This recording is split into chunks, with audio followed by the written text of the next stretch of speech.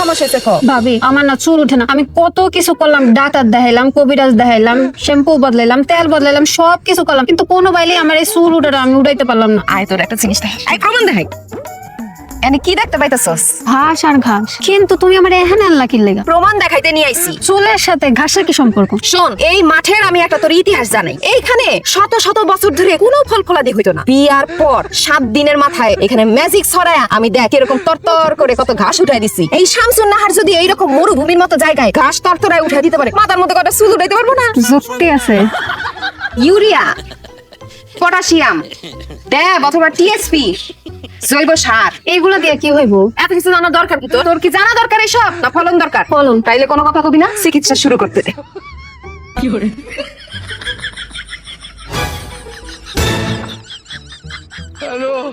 কি কেমন লাগতেছে? ভাবি আমার মাথা তো জ্বলাইতেছে। আরে মাথা তো জ্বলবই, একটু চুলকাইবই, খুবই স্বাভাবিক। কারণ এই জমিন ফাইটা এখন চুল বাইরে হইব না, একটু জ্বালা পড়া করবই। প্রথমবারের মতো চিকিৎসাটা করলাম, কাজ হইব তো? আমার মনে হইতেছে এইবার কাজ হইবই।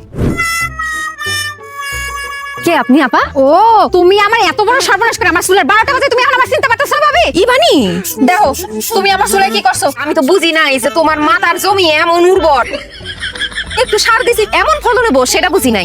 তোমার কিন্তু মাশাআল্লাহ সুন্দর লাগতেছে। তুমি কোন ধরনের কথা কও? আমার মাইয়ার মাথার চুল লোহার মতো শক্ত হয়ে গেছে গা, মাথার চাঁদের চামড়া উঠে গেছে গা। এই মেয়ের কে বিয়া করব? কেডা বিয়া করব? এই পোলাই বিয়া করব। আমি রাজি। মা তুমি রাজি না?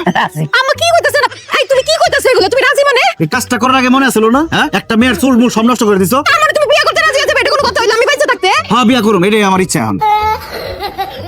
সব ঠিক আছে, আপনারা সবাই ঠান্ডা মাথায় ঝগড়া করেন, আমি যা চা বানিয়ে নিয়ে আসি। ও শুনবো আমার চা আপনার চিনি একটু বেশি দিয়ে।